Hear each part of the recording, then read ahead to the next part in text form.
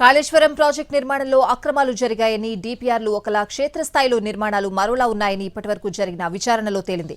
బ్యారేజీలో నీటిని నిల్వ చేయాలని కేసీఆర్ ఆదేశించారని ఇప్పటికే ఈఎన్సీలు ఇంజనీర్లు చెప్పారు. పనుల్లో నాణ్యత లోపాలు, అధికారుల నిర్లక్ష్యమున్నాయన్న కమిషన్, ఎన్డీఏసీఏ, కాగ్, విజిలెన్స్ రిపోర్టులను కూడా పరిగణలోకి తీసుకుని విచారించింది. విచారణ సందర్భంగా పనులకు సంబంధించి రోజువారీ రికార్డులను నిర్వహించలేదని ఇంజనీర్లపై కమిషన్ ఆగ్రహం కూడా వ్యక్తం చేసింది.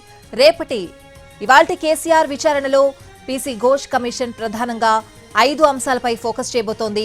మేడిగడ్డ బ్యారేజ్ కుంగుబాటు, రీడిజైనింగ్ లో లోపాలు, అడ్డగోలుగా అంచనాల పెంపు, ఆర్థిక అవకతవకలు, డీపీఆర్ కు భిన్నంగా నిర్మాణాలపై కేసీఆర్ ను ప్రశ్నించబోతోంది కమిషన్.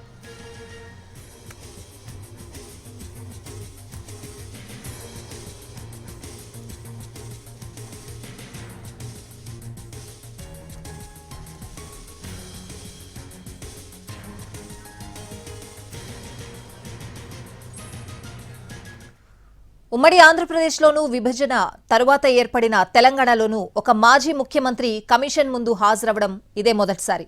ఇప్పటివరకు జరిగిన విచారణ ఒక ఎత్తైతే ఇప్పుడు కేసీఆర్ ను ప్రశ్నించనుండడం మరో ఎత్తు. కేసీఆర్ విచారణకు హాజరు కానందున బీఆర్ఎస్ శ్రేణులు భారీగా తరలివచ్చే అవకాశం ఉంది.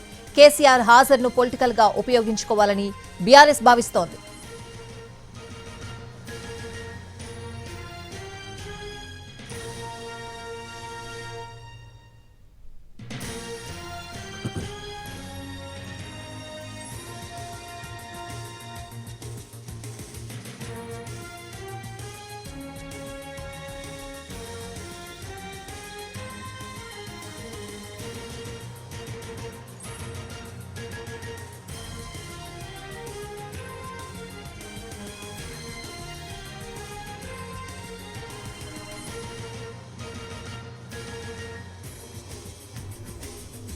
మాజీ CM KCR Erravalli farm house నుంచి బీఆర్కే భవన్ కు బయలుదేరారు. కాళేశ్వరంపై విచారణకు రావాలంటూ పీసీ ఘోష్ కమిషన్ నోటీసులు ఇచ్చింది.